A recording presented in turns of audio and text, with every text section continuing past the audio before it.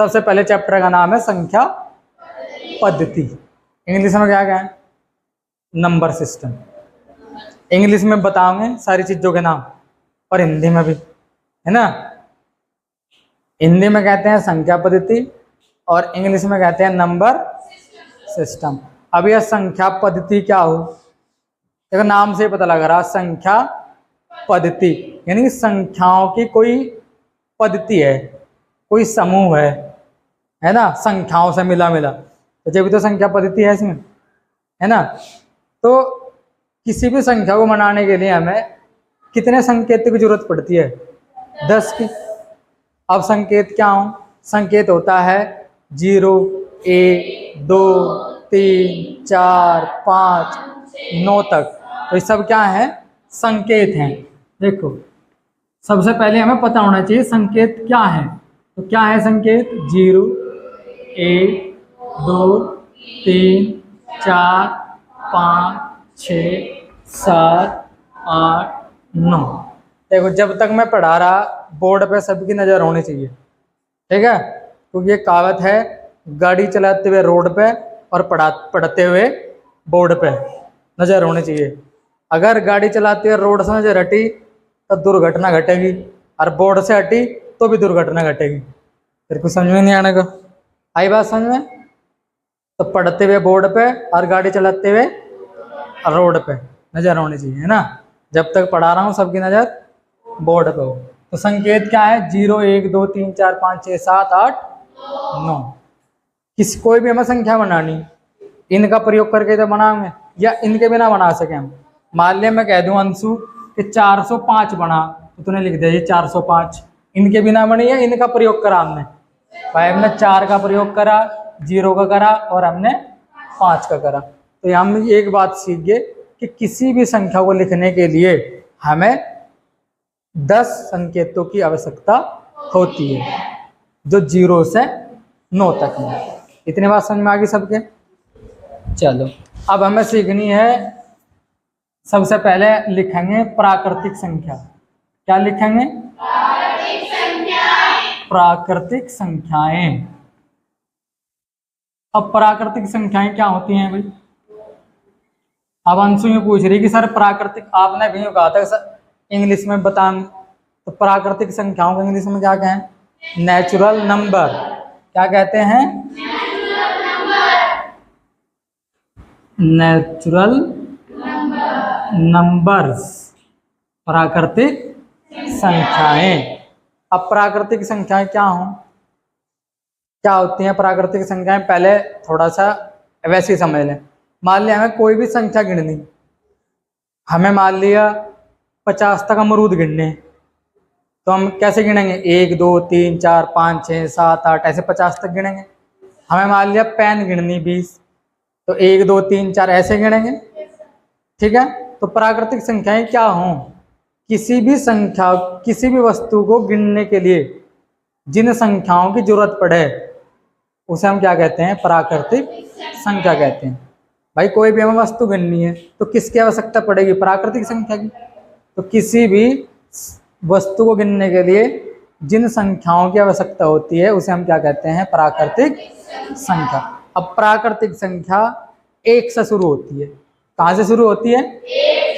1 से। देखो 1, 2, 3, 4, 5, 6, 7 ऐसे अनंत तक जाती हैं, है ना। यानी कि हम ये नहीं कह सकते कि सबसे बड़ी प्राकृतिक संख्या कौन सी है, बता दे कोई। अनंत है, पता ही नहीं, उसका अंत नहीं है। लेकिन सबसे छोटी प्राकृतिक संख्या हम 1 को कह सकें। भाई प्राकृतिक संख्या कहाँ से शुरू हो रही? 1 से शुरू हो रही। तो सबसे छोटी तो 1 होगी और सबसे बड़ी अनंत होगी। तो प्राकृतिक संख्या में पता लग गई। इसके बाद हमें सीखनी है दूसरे नंबर पे पूर्ण संख्याएं। क्या सीखनी है? अब सावन यूं कह रहा, पता नहीं मास्टर जी इंग्लिश में पता या नहीं पता इनका। तो क्या कहते हैं पूर्ण संख्याओं का अंशु? इन्हें कहते हैं होल नंबर। क्या कहते हैं? Whole numbers. होल नंबर मतलब पूरा, होल का मतलब होता है पूरा, यानी कि संपूर्ण, फुल एकदम, है ना। तो पूर्ण संख्याएं, यानी कि हमने पूर्ण संख्याएं क्यों आई, क्योंकि हमारे पास अभी इसमें जीरो नहीं है, इसलिए जब हमें जीरो की खोज कर ली तब हमने उसका नाम क्या रख दिया, पूर्ण संख्या, हमने जीरो पे जोड़ा।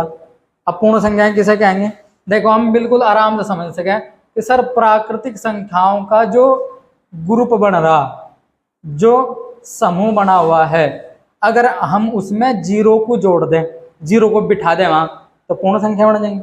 जैसे सर आप 0, 1, 2, 3, 4, 5, 6, 7 ऐसे अनंत तक करो तो ये क्या होगी, पूर्ण संख्या।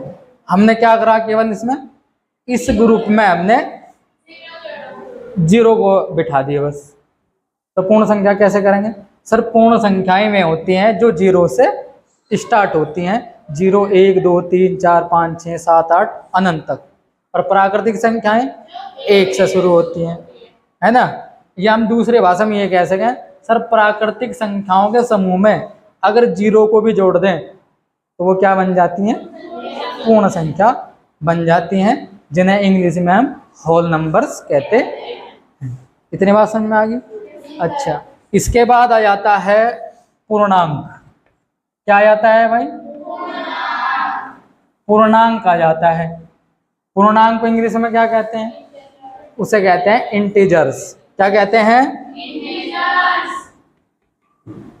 देखो जो बच्चा इंग्लिश में तैयारी कर रहा है ना, मान ली इंग्लिश में तैयारी करना चाह रहा है, तो वो भी आराम से सीख सकता है, है ना भाई। इंटीजर्स क्या होते हैं, होल नंबर क्या होता है, प्राइम ये नेचुरल नंबर क्या होता है, ये सारी चीजें हिंदी इंग्लिश दोनों मारनी चाहिए इधर में, है ना। तुम जब तुम्हारा नंबर आ जाएगा, बड़ी क्लास में चले जाओगे, तो फिर सारी चीजें आनी चाहिए ना, ठीक है। तो हमें पूर्णांक सीखना, जिसने प्राकृतिक संख्याएं, पूर्ण संख्याएं जिसे पता लग गया तो वो पूर्णांक आराम से बता देगा।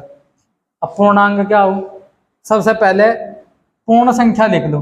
पूर्ण संख्या क्या होंगे, 0, 1, 2, 3, 4, 5, 6, 7 अनंत तक चली गई, तो ये लिखी गई पूर्ण संख्या। अच्छा, अगर हम इधर चलें तो -1, -2, -3, -4 ऐसे चलते चले जाएंगे। आगे बात समझना। तो देखो पूर्ण संख्याओं में, पूर्ण संख्या थी, यही तो है पूर्ण संख्या भाई, ये पूर्ण संख्या ही तो थी, अभी समझाई। अगर इन पूर्ण संख्याओं में हम माइनस वाली संख्या भी जोड़ दें तो वो क्या बन जाती है, पूर्णांक बन जाता है। बात समझ में आ रही इतनी। अगर हम पूर्णांक जो संख्या है हमारी, उनमें हम माइनस वाली संख्या भी जोड़ दें तो वो क्या बन जाएंगे, हमारा पूर्णांक बन जाएंगे। अब जो ये प्लस वाली है, देखो यहाँ तक देखो, ये 1 से लगा के और ये अनंत तक, इन्हें तो कहते हैं हम धनात्मक, और इंग्लिश में कहते हैं इनको पॉजिटिव।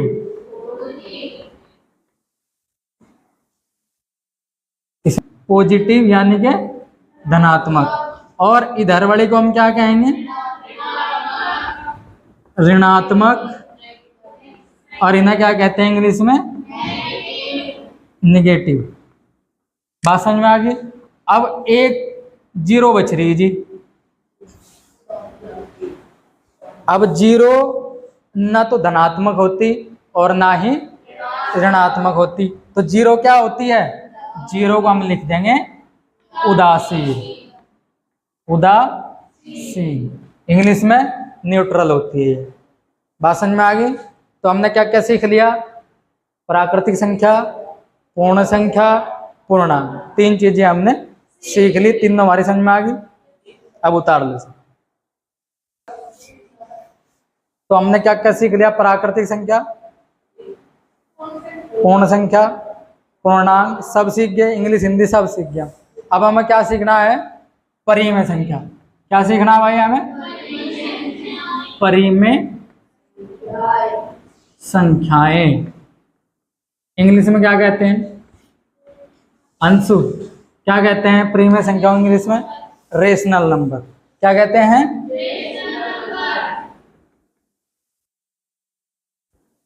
Rational numbers.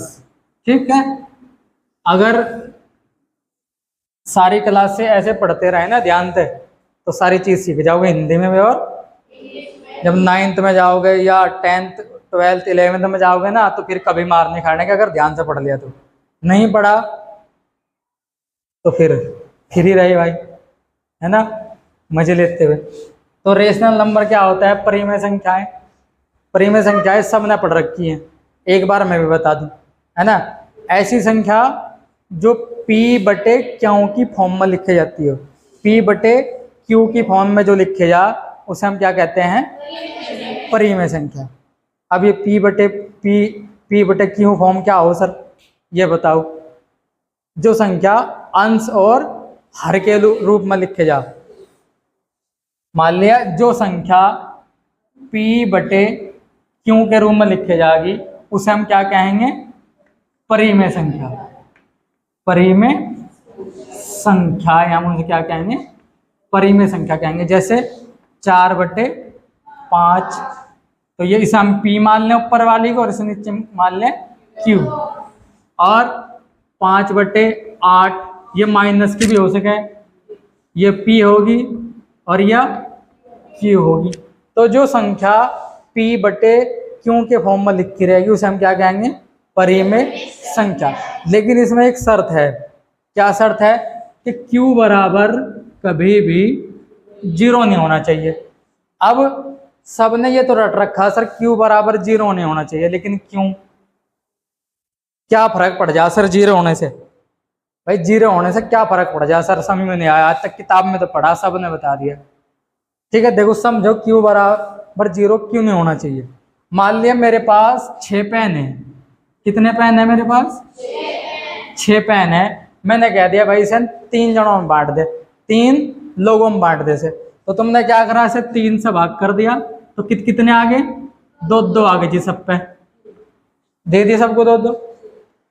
फिर मैंने कहा भाई मेरे पास 6 पेन हैं, अब इन्हें 2 जनों में बांट दे, तो तुमने 2 से भाग कर दिया तो सबके पास कितने आ गए? 3 आ गए। बात समझ में आई? अगर मैं कह दूं मेरे पास 6 पेन है, इन्हें 0 लोगों में बांट दे, तो तूने 0 में से भाग करेगा। तो तेरी समझ में नहीं आ रहा क्या करूं, किसे बांटू? समझ में नहीं आया कुछ। भाई 6 पेन को 0 में बांटना आया कुछ समझ में? किसे बांटू? तो ये हो गया, इसे हम कहते हैं अपरिभाषित। अपरिभाषित मतलब इसकी परिभाषा हम नहीं दे सकते, हमें पता ही नहीं है कि हम क्या करें, हम किसे दें किसे ना दें, कुछ हमारी समझ में नहीं आ रहा। तो परिमेय संख्या क्या होगी? ऐसी संख्या जो P बटे Q की फॉर्म में लिखी रहेंगी, जैसे 4/5, 5/8, ऐसे। ऋणात्मक और धनात्मक दोनों हो सके, माइनस की भी हो सके प्लस की भी हो सके। देखो जैसे -5/8 ऐसे। मान लिया 2, 3, 4, -6, -8, क्या ये परिमेय संख्या है? ये भी परिमेय संख्या है, क्योंकि जिसके नीचे कुछ नहीं होता उसके नीचे क्या हो? 1, 1, 1 और 1। तो ये P बन गया और ये Q बन गया। ये P बन गया, ये Q बन गया। बात समझ में आई? ये P बन गया, ये Q बन गया। तो जो संख्या P बटे Q की फॉर्म में लिखी जा सके उसे हम क्या कहते हैं? परिमेय। बात समझ में आ गई? परिमेय संख्या का बिल्कुल क्लियर होगा, उतारो से। एक ऐसी चीज बताऊंगा तुम्हें कि तुम आज के बाद कभी नहीं बोलने के कि परिमेय संख्या क्या हो। जितने भी प्राकृत संख्या हो सारी परिमेय संख्या हो, 1, 2, 3, 4, 5, 6, 7, 8, 9 जहां तक भी जा रही सब परिमेय। जितने भी पूर्णांक हैं, जितने भी पूर्ण संख्याएं 0, 1, 2, 3, 4 0 से लगा के सब परिमेय संख्या, यानी 0 ही परिमेय संख्या है। जितने भी पूर्णांक हैं -1 -2 -3 0 1 2 3 4 जितने भी हैं सब परिमेय संख्या। बात समझ में आई? तो एक देखो, जितने भी प्राकृत संख्या हैं, प्राकृत संख्या कौन कौन सी हैं? जितनी भी प्राकृत संख्याएं 1 2 3 4 ये सारी क्या है? देखो ध्यान से इसे बनाओगे, सब की सब क्या बताई थी मैंने, किसके अंदर आ रही थी? पूर्ण संख्या के बीच में आ रही थी भाई, पूर्ण संख्या आ रही थी ना, पूर्ण संख्या। तो क्या होते हैं पूर्ण संख्या?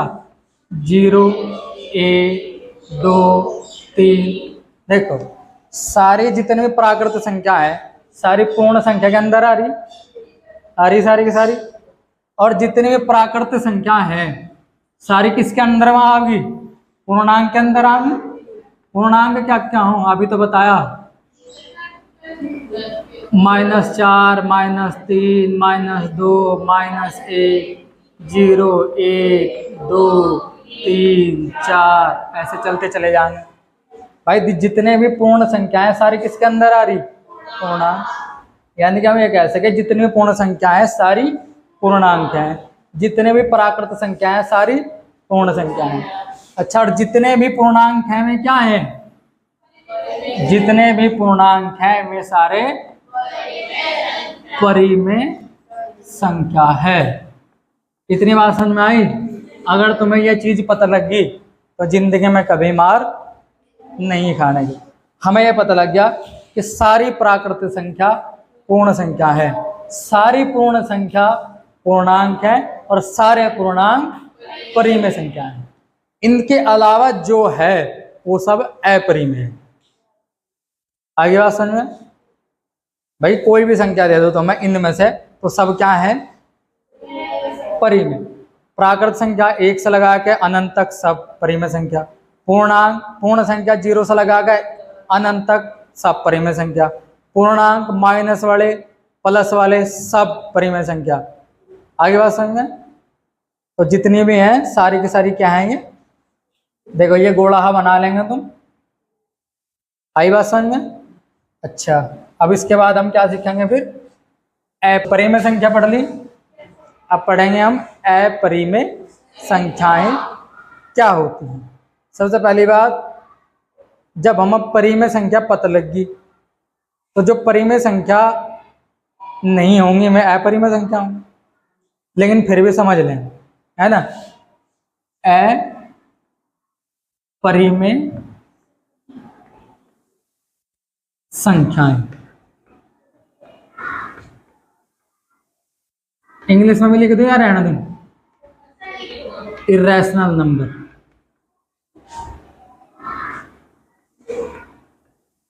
क्या कहते हैं भाई इंग्लिश में इनको? Irrational number. क्या कहते हैं? इरेशनल नंबर, है ना? Irrational number. वो रैशनल थी, बस इसमें IR जोड़ा बस। ये रहा देखो, ठीक है? ये होगी इरेशनल नंबर। अब परिमेय संख्या, अपरिमेय संख्या को हम कैसे समझ सकें? जो संख्या P और Q के रूप में नहीं होती वह अपरिमेय होंगी। भाई P और Q के रूप में आ गई तो मैं क्या हो जाएंगी? परिमेय संख्या होंगी। दूसरा, ये पूर्णांक नहीं होती। पूर्णांक मतलब पूरी संख्या नहीं आने की। ऐसे आपकी 1.555678 ऐसे पॉइंट में होगा, पूर्णांक नहीं आने की, यानी कि पूरा अंक नहीं आने का। जैसे 2 4 6 7 8, है ना? पूर्णांक नहीं आने का, ठीक है? दूसरा, जो संख्या अंडर रूट में होगी वो क्या होगी? वह अपरिमेय होगी। लेकिन ऐसा नहीं है कि जो संख्या अंडर रूट में आ गई वह हमेशा ही अपरिमेय होगी। अगर मैं अंडर रूट 2 का मान निकाल लूं तो इसका मान ये आवे 1 पॉइंट ऐसा आवे कुछ करके, है ना? 1.414 ऐसे चलता ही चला जाएगा। मतलब ये पॉइंट हमारा एक पूर्णांक नहीं आया है, तो यह क्या हो गया? अपरिमेय। लेकिन अगर ऐसा आ जा अंडर रूट 4 तो क्या अपरिमेय है या परिमेय है? ये तो परिमेय होगी, क्यों? 4 का वर्गमूल क्या होगा? 2, तो यह होगी परिमेय। कभी तो मैं ये सोच रहा हूँ